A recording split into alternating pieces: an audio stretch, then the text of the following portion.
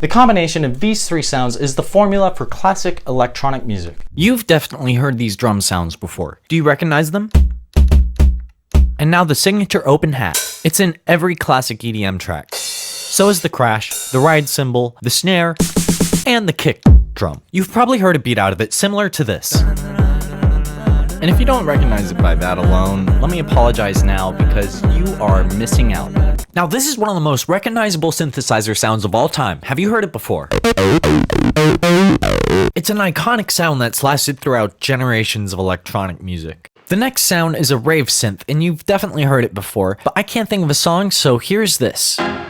Do you recognize it? Here's an example of this combination.